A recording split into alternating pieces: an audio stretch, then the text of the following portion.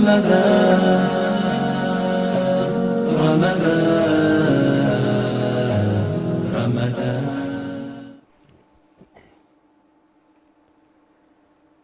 اللہ الرحمن الرحیم الحمدللہ رب العالمین والصلاة والسلام علی سید المرسلین وعلی آلہ وصحبہ اجمعین۔ آج ہم کتاب الفتن کا دوسرا باب شروع کریں گے کہ جس میں امام بخاری فرماتے ہیں کہ باب قول النبی صلی اللہ علیہ وسلم سترون بعدی امورا تنکرونہا، وقال عبداللہ بن زید قال النبی صلی اللہ علیہ وسلم اصبروا حتی تلقونی علی الحوض، کہ نبی کریم صلی اللہ علیہ وسلم کا یہ فرمانا کہ میرے بعد تم بعض کام دیکھو گے جو تمہیں برے لگیں گے۔ اور عبداللہ ابن زید ابن عامر نے بیان کیا کہ نبی کریم صلی اللہ علیہ وسلم نے انصار سے یہ کہا تھا کہ تم ان کاموں پر صبر کرنا یہاں تک کہ تم حوض کوثر پر آ کر مجھ سے ملو۔ اور اس میں جو پہلی حدیث ہے وہ ہے ہمیں ملتی ہے حضرت عبداللہ ابن مسعود رضی اللہ تعالیٰ عنہ کی حدیث ہے کہ جس میں وہ فرماتے ہیں کہ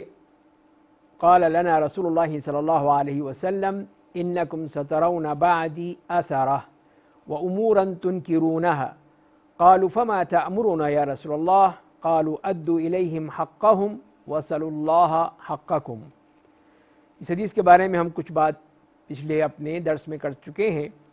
اور یہاں پر بھی ہم اس پہ یہی بات کریں گے جیسے کہ حدیث میں آیا ہے کہ نبی کریم صلی اللہ علیہ وسلم نے صحابہ کرام سے یہ فرمایا تھا کہ تم میرے بعد بعض کام ایسے دیکھو گے جو تم کو برے لگیں گے، اچھے نہیں لگیں گے تمہیں، اس سے تمہیں ایک طرح سے دل میں انقباض ہوگا اور تم پوری طرح اس کو قبول نہیں کرو گے۔ تو صحابہ کرام نے عرض کیا یا رسول اللہ، آپ اس سلسلے میں کیا حکم فرماتے ہیں، کیا ہمیں آپ کی ہدایت ہے؟ تو نبی کریم صلی اللہ علیہ وسلم نے فرمایا کہ انہیں ان کا حق ادا کرو اور اپنا حق اللہ سے مانگو۔ تو یہ ہے اصل چیز جو فرما دی گئی کہ انہیں ان کا حق ادا کرو۔ ان کا حق کیا ہے؟ ان کا حق یہ ہے کہ ان کی اطاعت کی جائے، ان کی بات مانی جائے، ان کی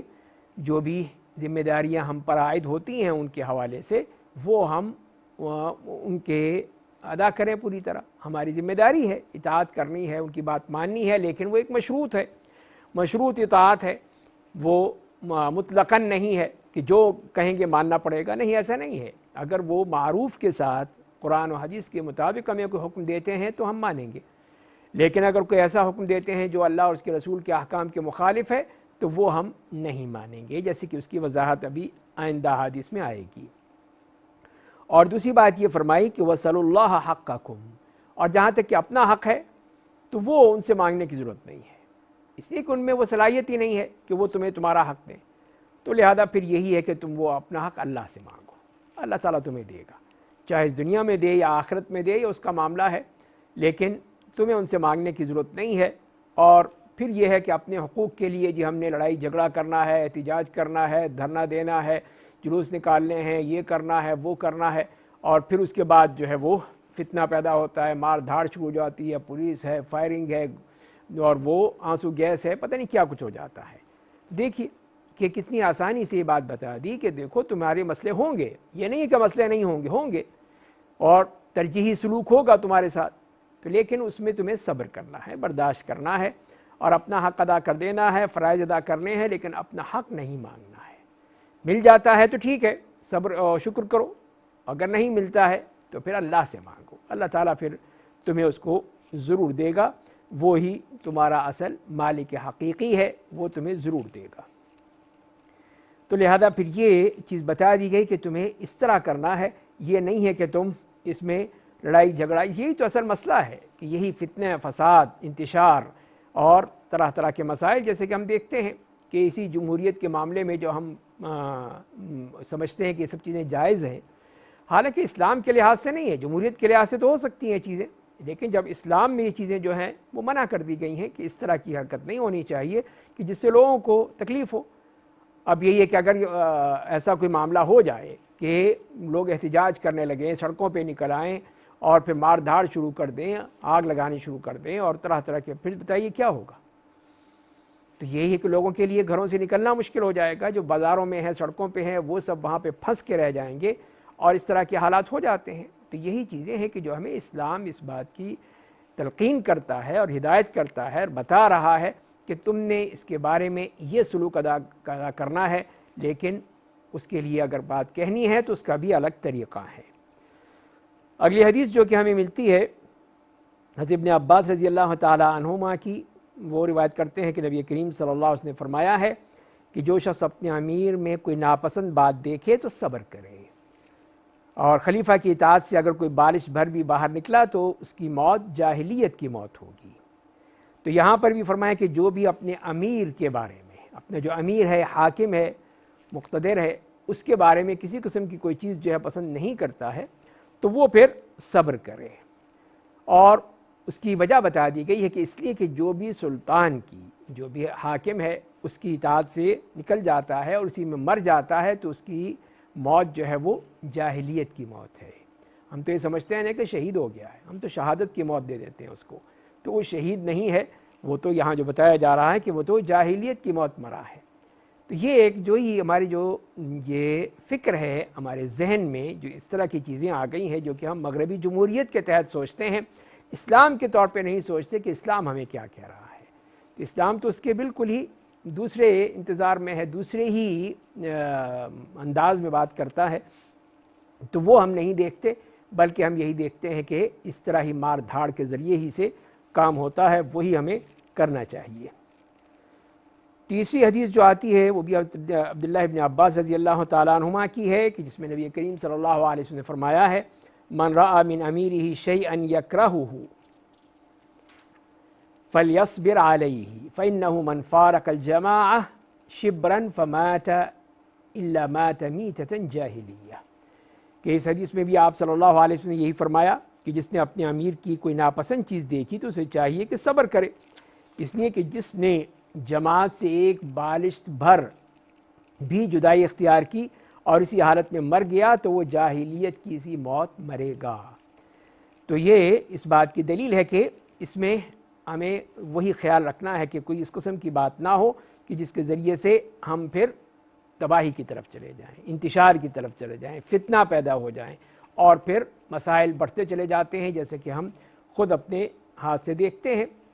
اور اس میں اسی بات کا خیال رکھنا ہے کہ جو بات بھی ہو وہ اسلام کے دائرے میں ہو، اسلام کے دائرے میں جو ہوگی بات وہی قابل قبول ہوگی۔ اگلی حدیث جو جنادہ ابن ابی امیہ روایت کرتے ہیں کہ دخلنا علی عبادة بن الصامت وهو مريض فقلنا اصلحك الله حدث بحديث ينفعك الله به سمعته من النبي صلى الله عليه وسلم فقال دعانا النبي صلی اللہ علیہ وسلم فبايعنا۔ تو اس میں جنادہ ابن ابی امیہ نے بیان کیا ہے کہ ہم عبادہ ابن الصامت رضی اللہ تعالیٰ عنہ کی خدمت میں پہنچے تو بیمار تھے، تو ہم نے عرض کیا کہ اللہ تعالیٰ آپ کو صحت عطا فرمائے، کوئی حدیث بیان کیجئے، کوئی ہمیں بتائیے جو آپ نے حدیث سنی ہے جس کا نفع آپ کو اللہ تعالیٰ پہنچائے گا۔ انہوں نے بیان کیا کہ میں نے نبی کریم صلی اللہ علیہ وسلم میں لیلۃ العقبہ میں سنا ہے کہ آپ نے ہمیں بلایا اور ہم نے آپ سے بیعت کی۔ تو انہوں نے بیان کیا کہ جن باتوں کا حضور کریم صلی اللہ علیہ وسلم نے ہم سے عہد لیا ان میں یہ بھی تھا کہ خوشی ہو یا ناگواری ہو، تنگی ہو اور کشادگی ہو، اپنی حق تلفی میں بھی اطاعت و فرما برداری کرنا ہوگی،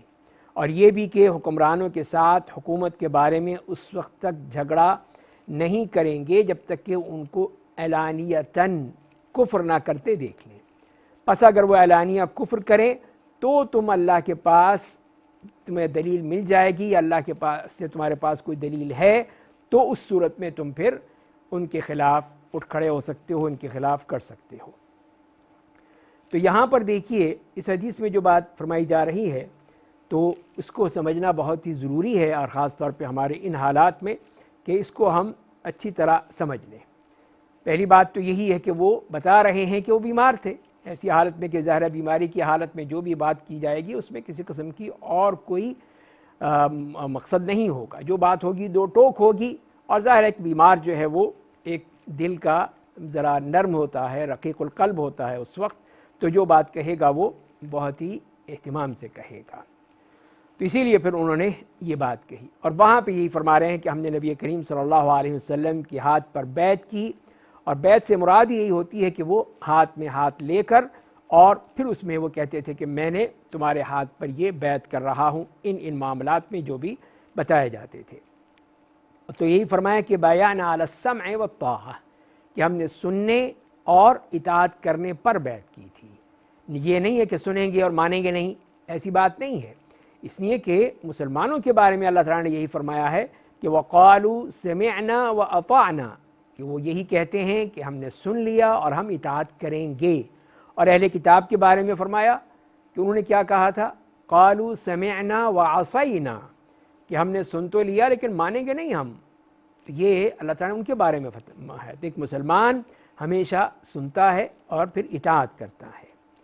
اور پھر یہ بھی جو فرمایا کہ فی منشطنا و مکرہنا، کہ ہماری چستی اور پوری طرح تازگی کی حالت ہو یا کسی قسم کی کوئی ایسی معاملہ ہو، تو اس کا تو مطلب یہ ہے کہ ہمارے اس میں قبول کرنے میں اور قبول نہ کرنے میں پوری طرح جب کہ ہم اس میں تیار ہوں گے تو اس کو قبول کریں گے، اور جو بھی بات ہوگی ہر حال اس حالت میں، اچھی حالات میں ہم اس کو قبول کریں گے جو ہمیں حکم دیا گیا ہے۔ اور دوسری بات یہ ہے کہ جو ایسا کوئی بات ہے کہ جہاں پہ ہمارے لیے مشکل ہے لیکن اس کو بھی پھر بھی قبول کریں گے، حالانکہ ایک کراہت سی موجود ہے، مکرہنا جیسے کہا گیا ہے۔ تو ایک تو یہ مفہوم ہو سکتا ہے۔ دوسرا یہ ہے کہ ہماری جسمانی حالت میں، کہ جسمانی حالت یہ ہے کہ بہت اچھی ہے، چست و چالاک ہیں، صحت مند ہیں، حشاش بشاش ہیں، اور اس حالت میں بھی لیں گے۔ اور اگر کوئی تکلیف ہے، بیماری ہے، مصیبت ہے، مشکل ہے، تنگی ہے، کچھ بھی ہے، اس حالت میں بھی ہم بات مانیں گے۔ تو یہ ہے وہ اس لحاظ سے کہ ہم ہر حالت میں بات کو مانیں گے، ہم انکار نہیں کریں گے۔ اور اسی طرح فرمایا کہ وَعُسْرِنَا وَيُسْرِنَا، کہ ہماری تنگی کی حالت ہو یا فراوانی کی حالت ہو، اچھے حالات ہوں، اس میں بھی کہ یا تو یہ ہے کہ عسر ہے، مطلب یہ ہے کہ پیسہ نہیں ہے، دولت نہیں ہے، فقر و فاقہ ہے، مسکینی ہے، اس صورت میں، اور یسر یہ ہے کہ اچھا خاصا حال ہے، فراوانی ہے، ہر طرح سے موجود ہیں، بات مانیں گے۔ جیسے قرآن نے کہا ہے کہ لا یکلف اللہ نفسا الا ما آتاہا سیجعل اللہ بعد عسر یسرا، کہ اللہ تعالیٰ کسی کو بھی نفس کو مکلف نہیں کرتا مگر جو اس کو دیا ہے، اسی میں ہی اس کو مکلف کیا جاتا ہے، اور پھر اللہ تعالیٰ تنگی کے بعد پھر وہ فراوانی دے دیتے ہیں، پھر حالات بدل جاتے ہیں، تو وہ پھر اللہ کے حکم سے ہی وہ چیز جو ہے وہ ہو جاتی ہے۔ تو اس کے بعد جو فرماتے ہیں کہ وَأَثَرَةٍ عَلَيْنَا، تو یہ ہے اصل چیز، کہ چاہے ہمارے ساتھ کوئی ترجیحی سلوک کیا جائے کہ حقدار تو ہم ہیں لیکن حقدار کو چھوڑ کر نااہل لوگوں کو بھرتی کر دیا جائے، نااہل لوگوں کو مناصب دے دیے جائیں، نااہل لوگ جو ہیں وہ حکومت میں آ جائیں، اقتدار میں آ جائیں، اور جو اصل اہل ہیں جو اس کو کر سکتے ہیں وہ پیچھے رہ جائیں، ان کو یا پیچھے ہٹا دیا جائے، ان کو روک دیا جائے۔ تو اس میں بھی فرمایا کہ اس حالت میں بھی ہمیں سننا ہے اور اطاعت کرنی ہے، اس میں بھی ہم نے انقلاب نہیں لانا ہے، ان کے خلاف کوئی کھڑے نہیں ہو جانا ہے، خروج نہیں کرنا ہے، بلکہ ہم نے برداشت کرنا ہے ان حالات میں بھی، چاہے وہ ہمیں کتنے ہی برے لگیں، کتنے ہی ہمارے لیے مشکل کی بات ہو، لیکن اس میں بھی ہم نے اس کو برداشت کرتے ہوئے اسی میں رہنا ہے۔ دوسری بات جو فرمائیں کہ وَأَن لَا نُنَازِعَ الْأَمْرَ أَهْلَهُ، کہ ہم جو اس کے اصل اہل ہیں ان کے ساتھ کسی قسم کی کوئی بھی چپکلش نہیں ہوگی، ان کے ساتھ کوئی لڑائی جھگڑا نہیں ہوگا، ان کے ساتھ کسی قسم کا فتنہ و فساد نہیں ہوگا کہ ہم ان سے کہیں کہ نہیں تم ہٹ جاؤ ہمیں دے دو، بلکہ ہم ان سے جنگ کرنے کے لیے تیار ہو جائیں، قتال کے لیے تیار ہو جائیں۔ تو یہ چیز جو ہے وہ منع کر دی گئی کہ ٹھیک ہے ایک شخص جو آ گیا ہے تو چلے گا، جب جتنا عرصہ ہے جتنا وہ ہے۔ آج کل کے جمہوریت کے دور میں تو 5 سال کی اس کی مدت ہے کہ 5 سال وہ حاکم رہے گا، کہیں 5 سال ہوتی ہے، کہیں 4 سال، کہیں زیادہ کہیں کم، تو جیسے بھی مختلف ملکوں میں ہم دیکھتے ہیں تو یہ ہے۔ لیکن اسلام میں تو اسے کوئی مدت نہیں ہے، وہاں تو یہی ہے کہ جب تک کہ وہ دین پر ہے، اسلام پر ہے، تو اس کے لیے ہم اطاعت کر سکتے ہیں، وہ حاکم رہ سکتا ہے۔ لیکن یہاں جو بات ہو رہی ہے جس کو ہم بات کر رہے ہیں وہ یہ ہے کہ کس حالت میں پھر ہم ان کے خلاف اٹھ کھڑے ہو سکتے ہیں، ان کے خلاف ہم بغاوت کر سکتے ہیں یا خروج کر سکتے ہیں۔ تو اس کے لیے پھر ہمیں جو بات بتائی گئی کہ وہ کون سی ہیں، اس کے لیے 3 شرطیں بتائی گئیں۔ 3 شرطیں بتائی گئیں کہ پہلی شرط تو یہ ہے کہ ان تروا، جو تم خود دیکھو، اپنی آنکھ سے دیکھو۔ اس کا مطلب یہ ہے کہ صرف سنی سنائی بات نہیں کہ فلاں یہ کہہ رہا ہے، فلاں وہ کہہ رہا ہے، فلاں جگہ سے آیا ہے، فلاں چینل پہ آیا ہے، فلاں ویب سائٹ پہ ہے، یا ٹویٹر پہ ہے، یا واٹس ایپ پہ ہے، یا فلاں جگہ، یہ نہیں، آپ نے خود دیکھا ہو۔ الا ان تروا، کہ تم اپنے خود دیکھو، اور اس کے دیکھ کر پھر اس کے بعد تم اس کے بعد بات کرو گے، تو ایک یقینی بات ہوگی کہ تمہیں اس کا علم ہے، یا ایسی کوئی بات ہو کہ یقینی طور پر ہو کہ ہاں واقعی وہ شخص جو ہے وہ یہ کام کرتا ہے، تو ہم کہیں گے کہ یہ واقعی بات سچ ہے۔ لیکن سنی سنائی باتیں کئی دفعہ وہ غلط ہوتی ہیں، اسی لیے پھر اس کو ہمیں سوچ سمجھ کے بات کرنی چاہیے۔ مثال کے طور پر ہم یہ ابھی میں پڑھ رہا تھا کہیں کہ کہا گیا کہ ایک صاحب نے، ایک عالم دین تھے، وہ کہیں گئے باہر، وہاں جا کر یہی کہتے رہے کہ ضیاء الحق مرحوم اس وقت تھے حاکم، اس وقت وہ حکمران تھے، کہ وہ قادیانی ذہنیت کا شخص ہے۔ اب یہ ان کے ساتھ ان کا اصل بھتیجا یا بھانجا وہاں موجود تھا، تو کہنے مجھے بڑی تکلیف ہوتی تھی کہ یہ عالم دین ہو کر اور اس بات کو سمجھتے ہوئے وہ یہ کیسے بات کہتے ہیں کہ وہ شخص قادیانی ذہن کا ہے، قادیانیت نواز ہے۔ تو یہ اس وقت تک ہم نہیں کہہ سکتے جب تک کہ اس کے بارے میں یقینی علم نہ ہو، یقینی نہ ہو تو پھر آپ کیسے کہیں گے؟ تو یہ کتنی غلط بات ہے کہ ہم کسی کے بارے میں سنی سنائی باتیں جو ہیں وہ آگے پھیلانا شروع کر دیں۔ دوسری بات کیا کہی؟ الا ان تروا کفرن، کہ کفر کی، فسوق و فسق و فجور نہیں، کفر کی بات ہے، کہ جو کہ بہت ہی خطرناک چیز ہے کہ کفر کی بات کوئی کرتا ہے۔ الا ان تروا کفرن، تو واقعی جو کفر کی بات ہے تو وہ ہم اس حالت میں تو ہم ٹھیک ہے، ہم کھڑے ہوں گے، پھر ہم اس کے خلاف بات کریں گے کہ یہ کفریہ کلمات نہیں برداشت کر سکتے ہم، کہ اللہ کے خلاف، اللہ کے رسول صلی اللہ علیہ وسلم کی ذات اقدس کے خلاف، اس دین کے خلاف، قرآن کے خلاف، حدیث کے خلاف، یہ چیزیں جو ہیں جو انسان کو کفر تک لے جاتی ہیں، وہ چیز ہو، وہ اگر ہم دیکھتے ہیں تو جیسے میں نے عرض کیا کہ اس کے لیے ہمیں یقینی طور پر۔ اور تیسری شرط یہ بتائی الا ان تروا کفرا بواحا، بواح سے مراد یہ ہے کہ بالکل صریح، کوئی تعویل نہیں ہو سکتی اس کی، جو بالکل واضح چیز ہے کہ یہ واقعی یہ کفر ہے، تو اس میں تو پھر ہم اس صورت میں پھر ہم یہ ہمارے لیے جائز ہوگا۔ تو اسی لیے پھر وہ اس کو دیکھنا ہوگا کہ واقعی وہ جو کفر بواح ہے، بالکل واقعی کفر ہے، تو وہ چیز سامنے نظر آتی ہے تو پھر ہم اس کے خلاف جو ہے وہ خروج کر سکتے ہیں یا خلاف انکار کر سکتے ہیں، لیکن ایسی کوئی بات نہیں ہے۔ اب جیسے کہ امام احمد کو دیکھ لیجئے کہ انہوں نے یہی کہا کہ القرآن مخلوق، جو بھی یہ کہتا ہے کہ قرآن مخلوق ہے وہ کافر ہے، وہ یہ کہتے تھے۔ لیکن اور مامون، اس وقت کا مامون الرشید جو کہ حاکم تھا اس وقت کا، وہ یہی کہتا تھا اور لوگوں کو اس کی دعوت دیتا تھا، جو نہیں مانتا تھا اس کو گرفتار کرتا، جیلوں میں ڈالتا، ان کو تشدد کرتا، جیسے کہ امام احمد کے ساتھ ہوا ہے۔ لیکن امام احمد نے اس پہ اس لیے کسی کی تعویل موجود ہے، اس کی وہ تعویل کرتے تھے وہ لوگ، تو کفرن بواحن نہیں تھا، تو انہوں نے یہ نہیں کہا کہ تو کافر ہے، کہ تو بالکل ہی کافر شخص ہے تو لہذا میں تیرے خلاف خروج کروں گا، بغاوت کروں گا، نہیں، امیر المومنین ہی کہتے رہے اس کو۔ تو یہی طریقہ ہے کہ اس بات کو سمجھنا چاہیے کہ انہوں نے اس میں کسی قسم کی کوئی بھی مداہنت اس لحاظ سے نہیں کی کہ وہ کفر تھا، بلکہ یہ بات غلط تھی، تو اسی لیے وہ کھڑے ہو گئے اور انہیں سب کے سامنے یہ کہا کہ جو بات غلط ہے میں اس کو غلط ہی کہوں گا، اس کو میں صحیح نہیں کہوں گا۔ تو یہ اس کے لیے انہوں نے مصیبت بھی اٹھائی، مشقت بھی اٹھائی، اور طرح طرح کے مصائب بھی ہوئے۔ اور چوتھی شرط یہ ہے کہ عندنا فیہ من اللہ برہان، کہ ہمارے پاس اللہ کی طرف سے کوئی دلیل ہونی چاہیے، دلیل ہونی چاہیے کہ یہ کفر ہے،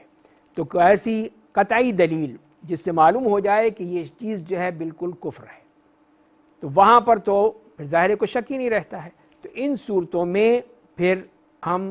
وہاں پہ اس سے اختلاف کر سکتے ہیں، اس کے خلاف خروج کر سکتے ہیں اور اس کی بات کہہ سکتے ہیں کہ ہم نہیں مانیں گے۔ تو یہ 4 شرطیں ہو گئیں۔ اور اسی طرح یہ جو منازعہ ہے، جسے کہا گیا ہے کہ ہم اس کے ساتھ کوئی نزاع نہیں کریں گے، کسی قسم کا کوئی جھگڑا نہیں کریں گے، اس میں بھی ایک اہم چیز کیا ہے کہ وہ ہے کہ ہمارے پاس اس کے لیے طاقت ہو، ہم اس کے مقابلہ کر سکیں. ہم چھری چاقو سے تو نہیں کر سکتے, یا آپ کوئی شارٹ گنز لے آئیں اور اس کے ذریعے سے آپ ٹینکوں کا اور توپوں کا اور پولیس کا اور فوج کا مقابلہ کرنے لگیں گے. یہ تو نہیں ہو سکتا. تو اسی لیے پھر یہی ہوگا کہ یہ مارے جائیں گے. تو یہی ہوا جیسے کہ ہم بعض ملکوں میں دیکھا کہ بعض دینی جماعتیں جو تھیں کھڑی ہو گئیں اس طرح حاکم کے خلاف, چاہے کیسا ہی تھا وہ, لیکن اس میں کیا ہوا کہ کتنے ہی نوجوانوں کو مروا دیا انہوں نے. ہزاروں نوجوان مارے گئے, ہزاروں گھر اجڑ گئے, ہزاروں عصمتیں اجڑ گئیں, پتہ نہیں کیا کچھ ہوا اور ہو رہا ہے آج کل. اب تک کتنے ہی علاقے ایسے ہیں. تو یہی ہے کہ جبکہ طاقت نہیں ہے, ایک حکومت ہے, اس کے پاس تو سب کچھ ہے, پوری مشینری ہے اس کے پاس فوج بھی ہے, پولیس بھی ہے, اس کے پاس دوسری تمام ایسے فورسز موجود ہیں کہ جس کے ذریعے سے وہ آپ کو جہاں چاہے ختم کر سکتے ہیں, اٹھا سکتے ہیں اور طرح طرح کی آپ کے لیے مصیبتیں پیدا کر سکتے ہیں. تو اسی لیے پھر یہی ہے کہ کیا آپ کے پاس طاقت ہے کہ آپ اس کے لیے مقابلہ کر سکتے ہیں. تو یہی چیز ہے کہ اس کو دیکھنا ہوگا کہ ان چیزوں کے ساتھ پھر اگر کوئی یہ بات کہتا ہے کہ ہم واقعی اب کھڑے ہوں گے اور اس کے ساتھ وہ جنگ کریں گے, مقابلہ کریں گے, تو یہ شرطیں دیکھ لیں جو اس میں حدیث میں بتائی گئی ہیں. کہ جیسے ابھی ہم نے بات کی کہ پہلی چیز جو ہے کہ وہ یقینی علم ہو کہ ہاں واقعی, دوسری چیز ہے کہ وہ کفر ہو, تیسری چیز ہے کہ وہ صریحی کفر ہو, بواح ہو, چوتھی بات یہ ہے کہ اس پر دلیل ہو, اور پانچویں چیز اس کو آگے شامل کر لیں تو یہ ہے کہ اس میں اب مقابلہ کرنے کی طاقت ہو, مقابلہ کرنے کے لیے طاقت ہو, اور پھر ہم ان کے ساتھ جو ہے وہ لڑ سکتے ہیں. تب تو ہم کہیں گے کہ یہ چیز ہو سکتی ہے, ہم اس کو کر سکتے ہیں. تو یہ ہے اصل چیز. ورنہ تو یہی ہے کہ اصل چیز کیا ہے, وہ ہے جس کو مناصحہ کہا گیا ہے, نصیحت کرنا, بات بتانا. تو یہ ہے کہ ہم جو بھی ہو کہ حکمت کے ساتھ حاکم وقت کو نصیحت کی جا سکتی ہے. آپ کوئی بھی ایسا فورم دیکھ سکتے ہیں, ایسا طریقہ دیکھ سکتے ہیں جس کے ذریعے سے اس کو نصیحت کر دیں, اس کو بتا دیں کہ آپ جو قدم اٹھا رہے ہیں یہ انتہائی خطرناک ہے, اس کے بجائے اب آپ اس طرح کریں اور یہ اقدامات ہونے چاہیے, تاکہ صرف اعتراض کر دینا جو ہے وہ کافی نہیں ہے. آپ یہ کہیں کہ تم نے یہ کیا, تم نے یہ کیا, تم نے یہ کیا, لیکن اس کا حل کیا ہے وہ تو ہے ہی نہیں آپ کے پاس, پھر کیا فائدہ. اصل تو یہی ہے نا کہ آپ بتائیں اس کا حل کیا ہے, اس چیز کو کیسے حل کیا جا سکتا ہے. جیسے نبی کریم صلی اللہ علیہ وسلم کا طریقہ تھا کہ آپ جو بھی چیز ہوتی تھی, اگر کوئی غلط چیز ہے اس کو غلط, تو اس کے لیے پھر اس کا متبادل فرماتے تھے. کہ جس شخص نے وہ کھجوریں خریدیں کہ وہ جو ردی کھجور تھی وہ 2 سا دے کے 1 سا وہ اچھی کھجور لے لی, تو آپ نے کہا کہ یہ تو سود ہے, 2 سا دے رہے ہو اور 1 سا لے رہے ہو, تو یہ تو سود ہو گیا. تو پھر یہ کہا کہ اگر تم نے طریقہ لینا ہے تو یہ کرو کہ اس 2 سا کو بیچو بازار میں اور اس کی قیمت سے پھر 1 سا الگ سے خریدو. تو یہ ہے طریقہ کہ جو بھی ایسا معاملہ ہو, اعتراض ہو جس بات پہ, اس کا متبادل بھی تو بتانا چاہیے کہ اس کا حل کیا ہے, اس کو ہم کیسے اس مصیبت سے باہر نکل سکتے ہیں. تو یہ چیز جو ہے یہ سامنے رکھ کے ہی ہم کر سکتے ہیں. اسی طرح جیسے کہ قرآن کریم سے بھی ایک مثال سن لیجئے کہ جیسے قرآن نے کہا کہ یا ایھا الذین آمنوا لا تقولوا راعنا وقولوا انظرنا, کہ ایمان والو راعنا مت کہو بلکہ انظرنا کہو. تو یہاں پہ اعتراض اس بات پہ ہوا کہ راعنا کہنا جو ہے یہ غلط ہے, اس لیے کہ یہودی جو تھے وہ اس کو ذرا اور دبا کے کہتے تھے راعینا, تو اس کا مطلب بدل جاتا تھا کہ ہمارا چرواہا. غلط بات ہو گئی کہ نبی کریم صلی اللہ علیہ وسلم کے ساتھ اس قسم کی گستاخی کی جا رہی ہے. تو اللہ تعالیٰ نے کہا کہ یوں مت کہو, یہ کہو انظرنا, کہ ہمیں ہماری طرف دیکھیے یا ہمیں مہلت دیجیے, ہمیں موقع دیجیے. اس قسم کا مفہوم اس سے ہو سکتا ہے. تو لہذا یہ ہے طریقہ. تو اب یہ ہم سمجھے اس بات سے کہ اصل طریقہ جو ہے وہ نزاع نہیں, نصیحت ہونی چاہیے. نصیحت کے ذریعے سے, اور نصیحت بھی تو نہیں ہے کہ یہی کہ آپ پورے کسی جلسے عام میں کھڑے ہو کر اس کو گالیاں دیں اور اس کو برا بھلا کہیں. نہیں, یہ نصیحت نہیں ہوتی. نصیحت یہ ہوتی ہے کہ آپ اس کے پاس جائیں یا اس طرح اس کو بتائیں کہ بات اس تک پہنچ جائے. آج کل تو اس قسم کے کتنے ہی یہ فورم موجود ہیں، طریقے موجود ہیں کہ جس کے ذریعے سے اپنی بات پہنچائی جا سکتی ہے۔ آپ کے پاس جب ایک پارلیمنٹ موجود ہے، پارلیمنٹ میں آپ کے ممبران موجود ہیں، ان ممبران کے ذریعے سے ان تک تو پہنچ سکتے ہیں، آپ ان سے بات کی جائے، ان کو خط لکھ سکتے ہیں، ان کو ٹیلی فون کر سکتے ہیں، ان کو کوئی میسج بھیج سکتے ہیں۔ تو یہ کتنے ہی ایسے راستے ہیں کہ جن کے ذریعے سے آپ یہ کہہ سکتے ہیں کہ میں اس بات کو غلط سمجھتا ہوں، تو اس کی ترمیم ہونی چاہیے، اس کی اصلاح ہونی چاہیے۔ آپ نے بات کہہ دی، آپ اللہ کے ہاں سرخرو ہو گئے کہ آپ نے اپنا حق ادا کر دیا۔ امر بالمعروف والنہی عن المنکر کا جو فریضہ تھا وہ آپ نے ادا کر دیا، اور وہ مانتا ہے نہیں مانتا ہے اس کا معاملہ ہے۔ پھر آپ یہ کہیں کہ اس کا کیا فائدہ ہوگا، پتہ نہیں مانے گا یا نہیں مانے گا، نہیں، آپ کا یہ معاملہ ہی نہیں ہے، یہ تو اللہ کا معاملہ ہے کہ اگر آپ نے جو بات کہہ دی بس، وما علینا الا البلاغ، ہمارے لیے تو یہی ہے کہ ہم پہنچا دیں، پہنچانا ہمارا کام ہے کہ آپ اس بات کو پہنچا دیں، اس نصیحت کو، کہ جس کے ذریعے سے وہ اس بات کو سمجھ لیں کہ صحیح کیا ہے، غلط کیا ہے۔ اور اس کے بعد پھر ایک جو اس باب میں جو آخری حدیث ہے حضرت انس کی رضی اللہ تعالیٰ عنہ کی، کہ وہ کہتے ہیں کہ اسید ابن حضیر رضی اللہ تعالیٰ عنہ ایک صاحب خود نبی کریم صلی اللہ علیہ وسلم کی خدمت میں حاضر ہوئے، یہ اسید تھے، اور عرض کیا کہ یا رسول اللہ، آپ نے فلاں عمرو ابن عاص کو تو حاکم بنا دیا، مجھے نہیں بنایا۔ تو نبی کریم صلی اللہ علیہ وسلم نے فرمایا کہ تم لوگ انصاری میرے بعد اپنی حق تلفی دیکھو گے تو قیامت تک صبر کرنا، یہاں تک کہ تم مجھ سے آ ملو۔ تو یہ وہی بات فرما دی گئی یہاں پر بھی کہ ترجیحی سلوک ہوگا تمہارے ساتھ، کچھ لوگ اور آ جائیں گے، وہ حاکم بن جائیں گے، تمہیں نہیں دیں گے۔ تو اس کا مطلب یہ نہیں ہے کہ تم لڑائی جھگڑا کرو اور ان کے ساتھ اختلاف کرو، بغاوت کرو، نزاع کرو، نہیں، بلکہ تمہیں صبر کرنا ہوگا، یہاں تک کہ پھر حوض کوثر پہ تم آ کے مجھ سے مل لو،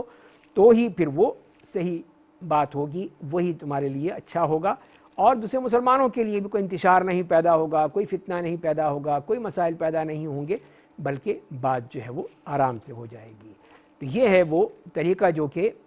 ہم احادیث سے سیکھ رہے ہیں، حدیث میں بتایا جا رہا ہے، اور اسی ہی اصل چیز ہے۔ اگر ہم اسی پر رہیں تو کتنے ہی مسائل جو ہیں وہ اللہ تعالیٰ حل کر سکتا ہے۔ مسئلہ یہ ہوتا ہے کہ ہم خود چاہتے ہیں کہ یہ فیصلہ ہم خود کریں اور جو نتائج ہیں وہ حاصل کر کے رہیں، یہ تو نہیں ہو سکتا نا، نتائج تو اللہ کے ہاتھ میں ہوتے ہیں، ہمارا کام تو صرف کوشش کرنا ہے، محنت کرنا ہے، اور باقی کام تو اللہ کا ہے۔ وہ اگر چاہے تو اس چیز کو مکمل کر دے، چاہے تو اس کو نہ کرے، جو وہ بہتر جانتا ہے، وہ تمام جو نتائج ہیں ان کو جانتا ہے کہ آگے اس کے بارے میں کیا ہوگا، ہمیں تو نہیں معلوم، ہم تو نہیں غیب کا علم جانتے،